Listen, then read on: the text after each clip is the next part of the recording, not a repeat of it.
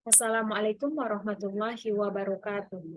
Perkenalkan, saya Rati dengan NIM 200591170, Prodi Manajemen, Fakultas Ekonomi, Universitas Negeri Padang. Baiklah, pada video kali ini saya akan menjelaskan dan memaparkan langkah-langkah analisis statistik pada aplikasi Smart PLS.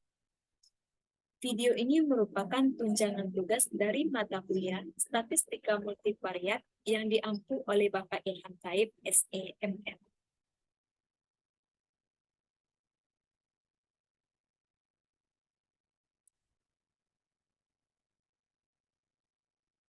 Baiklah, sebelumnya saya akan menjelaskan atau mengenalkan terlebih dahulu apa itu Smart PLS. Aplikasi Smart PLS adalah software pengolahan data untuk Structural Equation Modeling atau SEM dengan metode Partial Least Squares atau PLS. Adapun beberapa kelebihan dari software Smart PLS ini yaitu sebagai berikut. Yang pertama, Smart PLS adalah software statistik sama tujuannya dengan literal atau AMOS, yaitu menguji hubungan antara variabel. Yang kedua, pendekatan Smart PLS dianggap powerful karena tidak mendasarkan pada berbagai asumsi. Yang ketiga, jumlah sampel yang dibutuhkan dalam analisis relatif kecil. Yang keempat, dalam analisis Smart PLS tidak harus memiliki distribusi normal karena Smart PLS normalitas tidak akan menjadi masalah bagi PLS. Selanjutnya yang terakhir yaitu yang kelima. Smart PLS mampu menguji model SEM formatif dan reflektif dengan skala pengukuran indikator berbeda dalam satu model.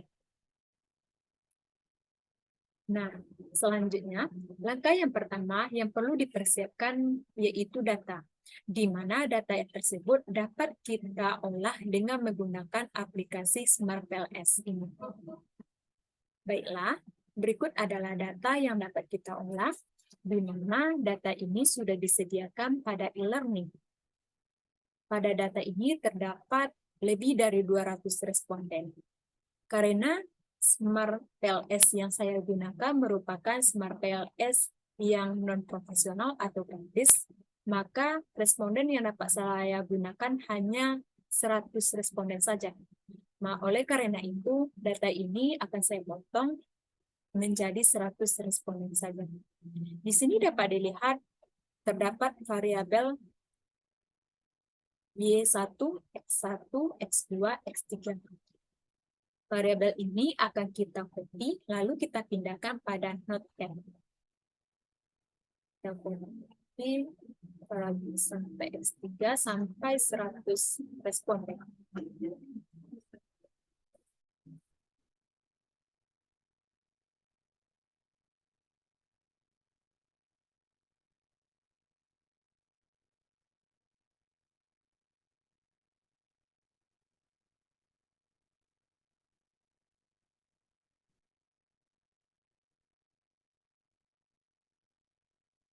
Nah, apabila data sudah kita paste pada Notepad, langsung saja kita save.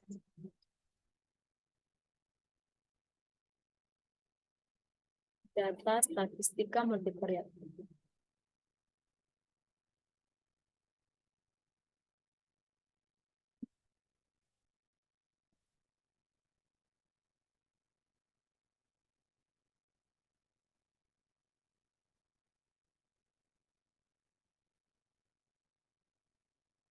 Nah, apabila data sudah kita save, yaitu langsung saja kita masuk kepada aplikasi Smart PLS. Ini merupakan tampilan awal pada aplikasi Smart PLS. Langsung saja kita masuk kepada New Project. Lalu kita beri nama tugas statistika multivariat.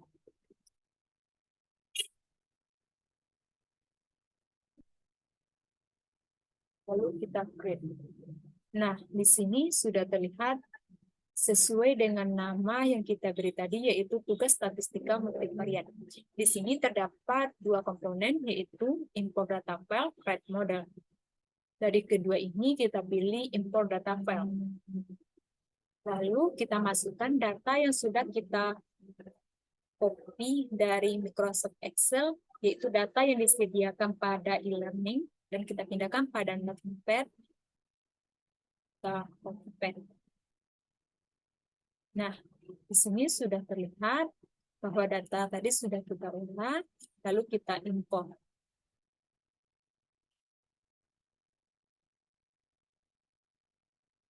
Nah, dari data tadi yang sudah kita input, terdapat 4 indikator, yaitu Y1, X1, X2, X3.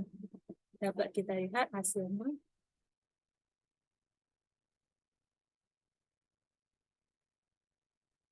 Nah, ini merupakan hasil dari indikator dari navigation yang dimana di sini dapat terbagi, yaitu indikator, yang kedua correlation, yang ketiga raw data. Nah, untuk selanjutnya kita back. Di sini terlihat bahwa data yang kita beri tadi, yaitu data statistika multivariat, berubah menjadi warna biru dan terdapat 100 responden sesuai dengan data yang kita masukkan. Selanjutnya, langkah yang dapat kita lakukan untuk pengolahan SmartPLS dengan cara mengklik pada bagian klik model, kita pilih PLSM dengan kita masukkan model name. PLSM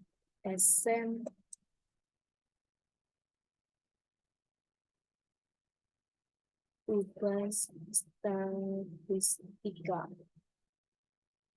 Lalu kita save. Nah, di sini sudah terlihat PLSM tugas statistika yang sudah kita masukkan namanya tadi. Di sini terdapat Y1, X1, X2, X3. Langkah selanjutnya yaitu kita buat diagram atau hubungan antara variabel satu dengan variabel lainnya. Nah, hubungan ini dapat kita pindahkan pada kolom SmartPLS. Cara klik, lalu kita tarik. Enter. Nah, di sini terdapat bulatan berwarna pink, di mana bulatan berwarna pink ini merupakan variabel laten, yaitu Y1, sedangkan berwarna kuning ini disebut sebagai indikator. Nah, untuk menyesuaikan aliran grafik ini sesuai dengan data yang diberikan, pada bagian ini, terdapat mengubahnya dengan mengklik kanan, kita pilih pada bagian klik indikator to the left. Nah, berubah seperti ini. Selanjutnya, langkah selanjutnya kita lakukan sama seperti Y1. Kita tarik, kita enter. Begitu juga dengan X2, tarik, kita enter, dan X3.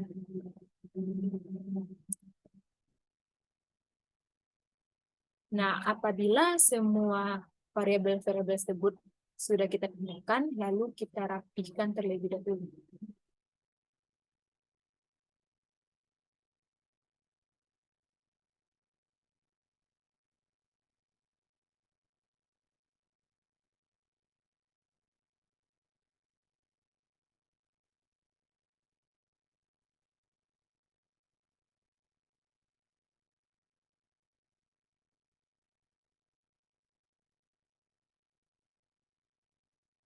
Nah, pada bagian ini terdapat beberapa komponen pada SmartPLS, yaitu pada bagian select, latent variable, connect, quadratic effect, moderating effect, Gaussian copula, comment, dan delete. Nah, untuk memberikan tanda panah sebagai penghubung, kita dapat memilih pada bagian connect. Lalu kita beri tanda panah. Kita tarik. dari Y1 ke X1 dan Y1 ke X2, Y1 ke X3. Nah, ketika kita menarik panah tadi, maka warna bulatan berubah. Dari tadi berwarna pink, maka berubah menjadi warna biru. Ini menandakan bahwa data kita tersebut sudah bisa korelasi. Apabila tidak berubah berwarna biru, maka data yang kita masukkan tadi terdapat kesalahan. Nah, untuk langkah selanjutnya dalam pengolahan data Smart PLS ini yaitu kita mengklik pada bagian calculate, kita pilih PLS STEM algorithm, start calculation. Nah, di sini terdapat tampilan seperti ini.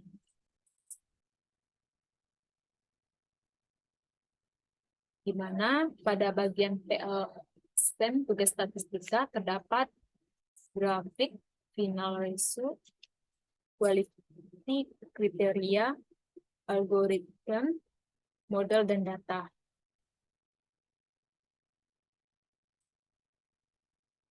Pada bagian grafik atau hubungan antara variabel, di sini dapat terlihat ada beberapa angka yaitu yang muncul.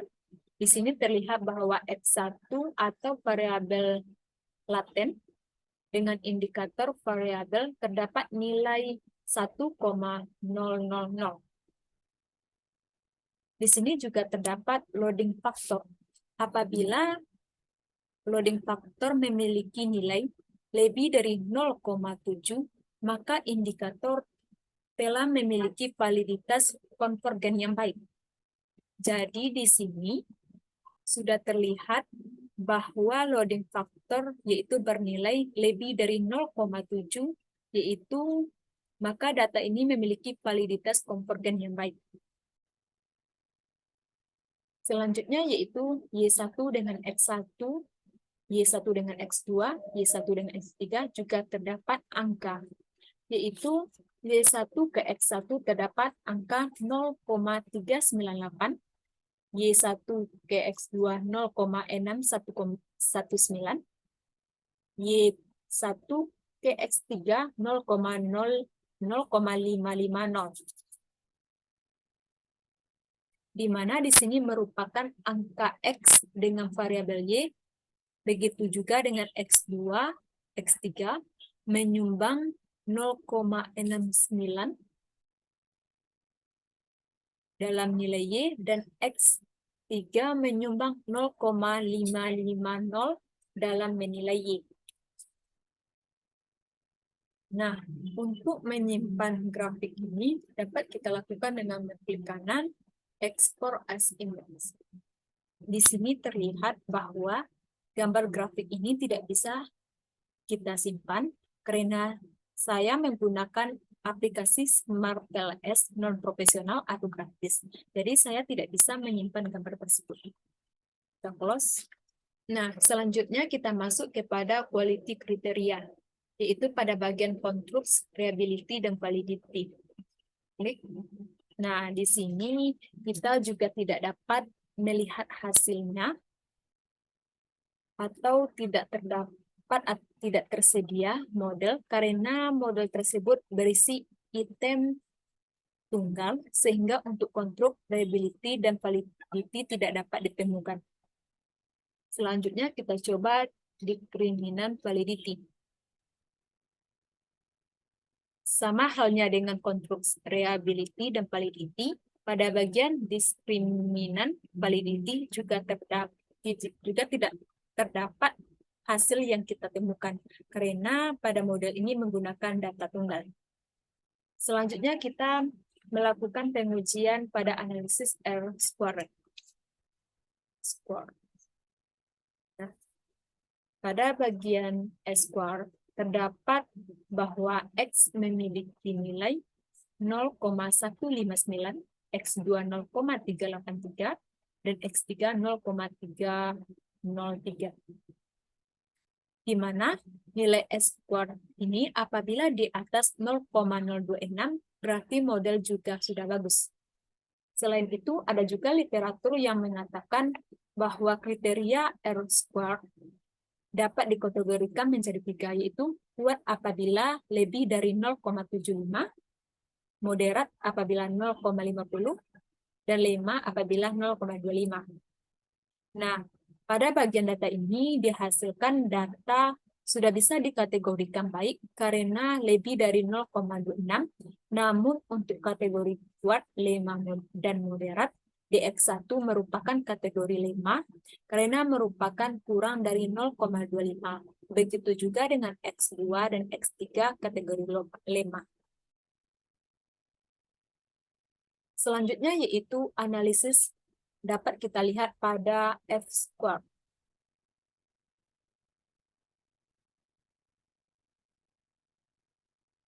Di sini terdapat angka yang berwarna hijau, di mana jika angka tersebut hijau, maka sudah terindikasi bagus. Selain itu, juga memiliki kriteria yaitu apabila besar dari 0,35 dan kecil 0,02 dan moderat 0,15. Di mana kategori tersebut termasuk ke dalam X1, kategori kecil, X2 kategori besar, dan X3 kategori besar. Selanjutnya kita lihat pada bagian list. Nah, pada bagian list terdapat Y1 ke X1 sebesar 0,189, Y1 ke X2 sebesar 0,621, Y1 ke X3 0,434. Selanjutnya yaitu kita dapat melihat tampilan bar chart. Nah, ini adalah bentuk tampilan F-square pada bar chart. Langkah selanjutnya yang kita gunakan yaitu kita analisis pada model fit. Nah, di sini terdapat 5 komponen dari model fit. Yang pertama, SRMR, DOLS, DG, C-score, dan NFI. Di mana untuk nilai SRMR apabila antara 0,05 sampai 0,08, maka dikategorikan model fit, dan FI dan NFI antara 0,095. Dari 5 kategori ini, kita dapat memilihnya hanya satu saja. Nah, untuk perhitungan selanjutnya, kita dapat menggunakan kalkulat, yaitu kita klik pada bagian edit, kalkulat, kita pilih pada bootstrapping, lalu kita start calculation.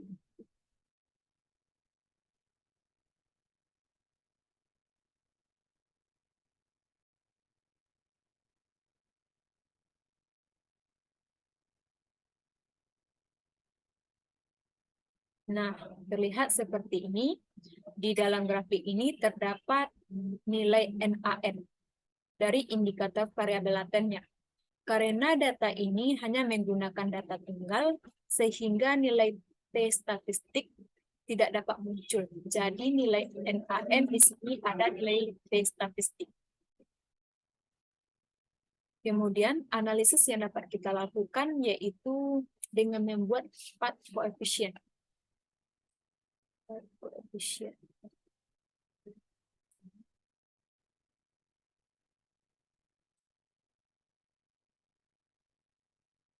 Pada bagian path coefficient ini akan muncul beberapa kolom, yaitu menghubungkan Y1 dengan X1, Y1 dengan X2, Y1 dengan X3.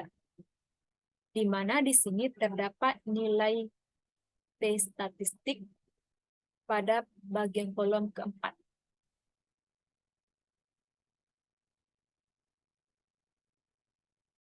Di mana untuk Y menghubungkan X1 sebesar